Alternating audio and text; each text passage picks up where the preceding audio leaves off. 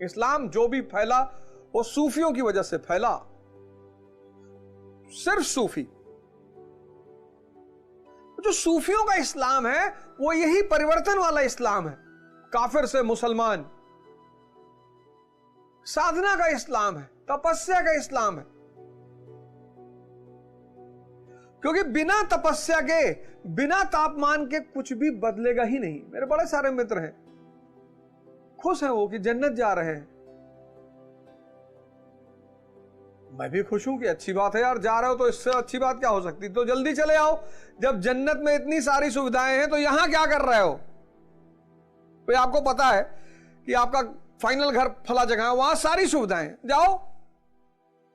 ऐसे कोई नहीं पहुंचता जन्नत, बहुत तपस्या करनी पड़ती, साधना करनी पड़ती है उसकी।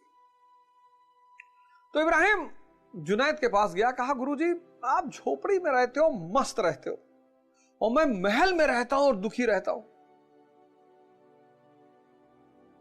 कैसे। बोले यार जवाब तो मैं तुम्हें दे दूं, लेकिन शर्त है। पुरोहित यजमान से कभी शर्त नहीं रखता, क्योंकि माया लेता है ना, लेकिन संत यजमान के सामने शर्त रखते हैं कि शर्त है। इब्राहिम ने कहा मान ली शर्त, बताओ क्या शर्त है। बोले कल सुबह आ जाना, एक जगह चलेंगे, लेकिन जो भी मैं तुमसे करने के लिए कहूंगा करते रहना, क्रॉस क्वेश्चन मत करना। इब्राहिम ने कहा जी नहीं करूंगा।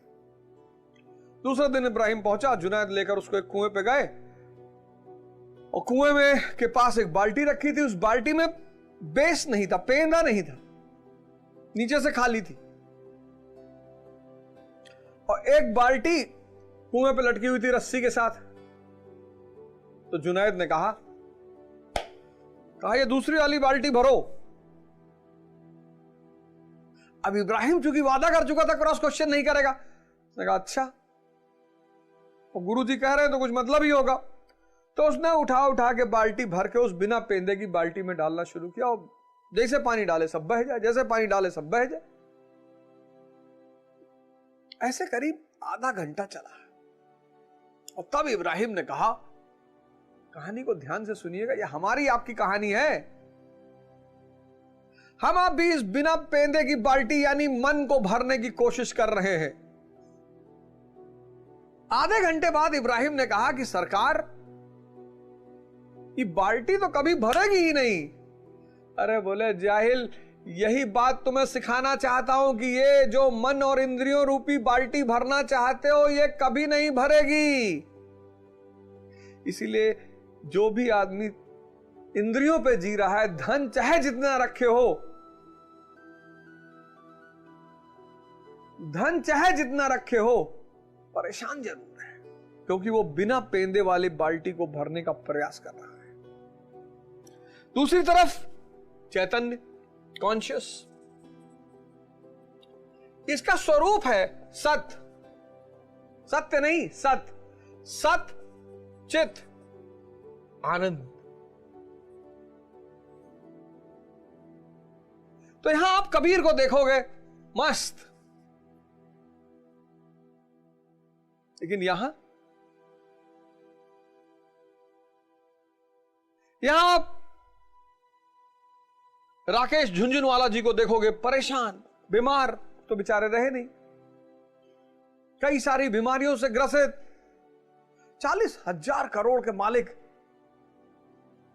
आकाशा एयरलाइंस चलाया मरने से पहले। क्या क्या बात है, परम आनंद।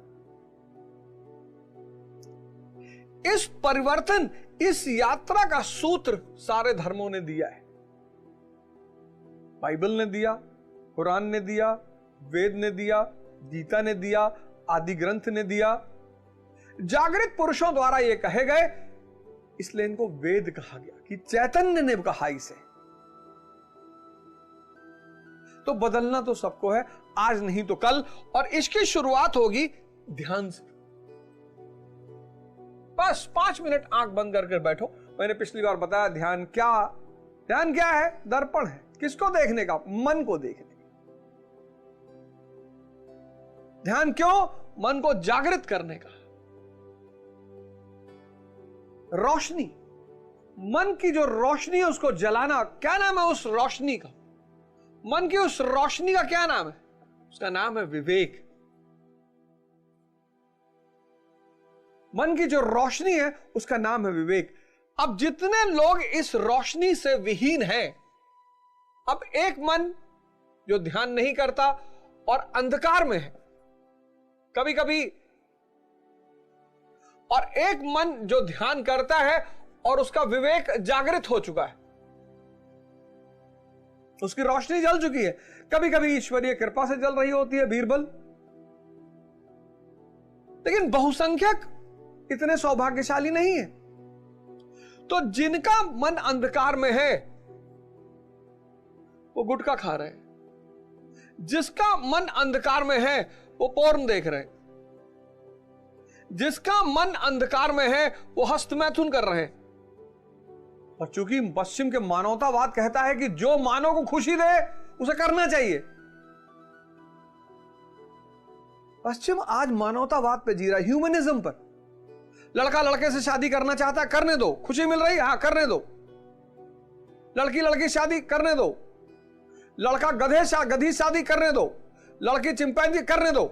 मानवतावाद आज उसी सिद्धांत को भारत में आरोपित करने की कोशिश की जा रही है। वहां की डेमोग्राफी अलग है, वहां की पॉपुलेशन अलग है, वहां की अर्थव्यवस्था अलग है।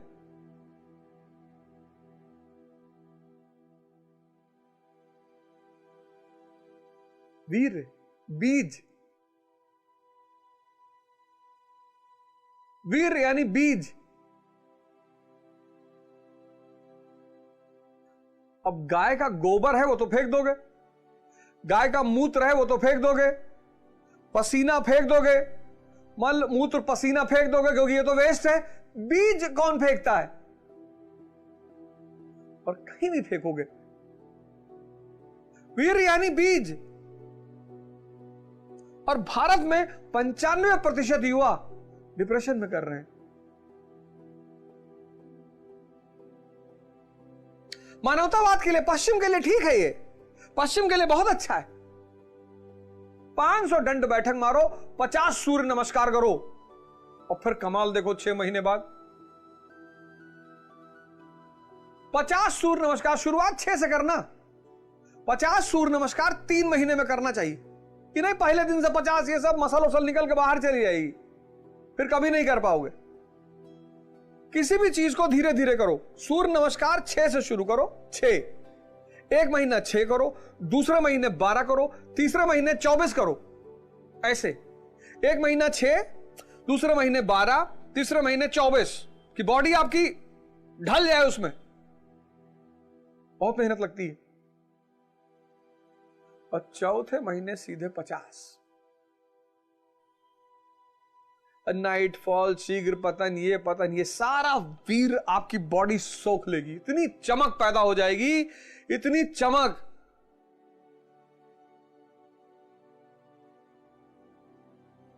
कुसंग, ये सब अंधकार मन के लक्षण हैं। बड़े मां बाप परेशान रहते हैं। अंधेरा, और जिसका रोशनी जला हुआ है, जिसकी रोशनी जला रहा, वो विद्या अर्जित कर रहा, शिक्षा अर्जित कर रहा है, योग कर रहा है, ध्यान कर रहा है,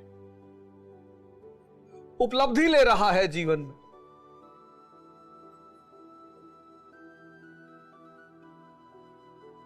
ये डायग्राम बना लो। ये गुटखा खाने से कितना फैट, कितना प्रोटीन, कितना कार्बोहाइड्रेट, ये कूड़ेदान बन जाएगा, कूड़ेदान। बनाया तो मंदिरों पे भी, खजुराहो के मंदिर जाओ, कंटरिया महादेव, बाहर चित्र बने हुए काम के।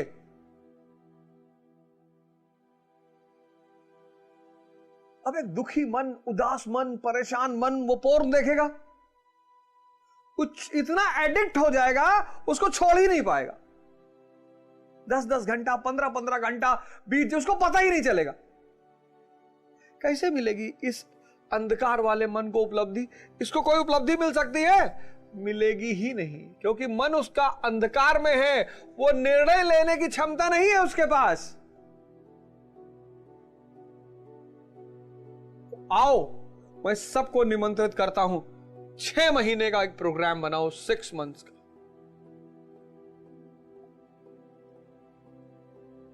जिसको भी अपना जीवन बदलना है, 6 महीने का एक प्रोग्राम बनाओ, 6 मंथ्स का, और ध्यान और योग से जीवन को परिवर्तित करने की शुरुआत करो। आओ, 6 महीना कुछ नहीं होता। कईयों का 20 साल का जीवन बीत गया, 25 साल का जीवन बीत गया, 30 साल का जीवन बीत गया, 50 बीत गया, कोई बात नहीं। आओ, मरने से 1 दिन पहले अगर तुमने सही शुरुआत कर दी तो अगले जन्म में वहीं से शुरुआत करो। एक छोटा सा एक्सपेरिमेंट करो। सोने से पहले एक विचार चलाओ अपने मन में, सोने से पहले, और सुबह उठो तो गौर करना पहला विचार कौन सा है। जो रात का अंतिम विचार होगा वो सुबह का पहला विचार होगा। एक्सपेरिमेंट कर लो। ऐसे ही मृत्यु के समय जो अंतिम विचार होगा वो अगले जन्म के साथ पहला विचार होगा। आओ, इस मन के अंधकार से बाहर निकले। कोई गलत नहीं है इस दुनिया में, कोई बुरा नहीं है इस दुनिया में, कोई गलत नहीं है इस दुनिया में, कोई बुरा नहीं इस दुनिया में, कोई शैतान नहीं इस दुनिया में, कोई खराब नहीं इस दुनिया में। बस जिनके जीवन में 2 चीज गायब है, एक गुरु और एक ध्यान, वो अंधकार में है। हमारे दोस्त है तो अब हमको बुलाते हैं पार्टी, हम कहते जाने दो यार। अरे कहते तुम जीवन ही नहीं जी रहे हो। हमने कहा तुम जी रहे हो, तुम तो जी रहे हो ना, पार्टी कर रहे हो, दारू पी रहे हो, नाच रहे हो, तो तुम्हें तो खुशी होना चाहिए कि अवध ओझा नहीं जी रहा है। क्यों इतनी जबरदस्ती है मुझे अपनी तरफ बुलाने की? मैं भी तुम्हें अपनी तरफ बुला रहा हूं। आओ आओ, ध्यान करो 3 घंटा बैठ के, शरीर हिलने नहीं चाहिए। तो बहुत से उसमें से 2-3 लोग मुझसे आके पर्सनली कहे यार बहुत चिढ़ होती है तुमको देख के। अब हमारा दिल कहता है कि हम गलत कर रहे हैं। तुम देखो, जो लोग दारू पीते हैं वो बिना संगत दारू नहीं पी सकते। गिल्ट होता है ना अंदर। इस किसी काम को, ये कुसंग है क्या? एक अकेला आदमी किसी को मारने जाएगा, उसको दुविधा हो जाएगी, लेकिन 2 मारने गए तो सुविधा है। हर गलत काम अगर समूह में किया जा रहा है तो गिल्ट दूर होता है। इसलिए ध्यान करने के लिए दूसरे की जरूरत नहीं है, कोई गिल्ट ही नहीं है। योग करने के लिए दूसरे की जरूरत नहीं है, लेकिन हर वो काम जो आपको नुकसान पहुंचा सकता है उसमें समूह की जरूरत है। इससे गिल्ट नहीं होता, पश्चाताप नहीं होता। तो आओ सब मिलकर इस ध्यान की धारा का शुरुआत करें। और पहला उद्देश्य स्वयं का परिवर्तन। आज आप हमें सुन रहे हैं और आप में से बहुत सारे लोग कल बदल जाएंगे, और कल इस देश को इस कार्यक्रम की वजह से 1 लाख अवध ओझा मिल जाएगा। और ये 1 लाख अवध ओझा इस भारत भूमि की नहीं, इस पूरे दुनिया का रेखा चित्र बदल देगा। बस यही गुरु महाराज की तरफ से मेरी सेवा है। 1 लाख, 1 अरब 50 करोड़ का देश, उसमें सिर्फ 1 लाख चाहिए। कोई आईएएस के रूप में, कोई पीसीएस के रूप में, कोई डॉक्टर के रूप में, कोई इंजीनियर के रूप में, कोई नेता के रूप में, किसी भी रूप में, किसी भी रूप में।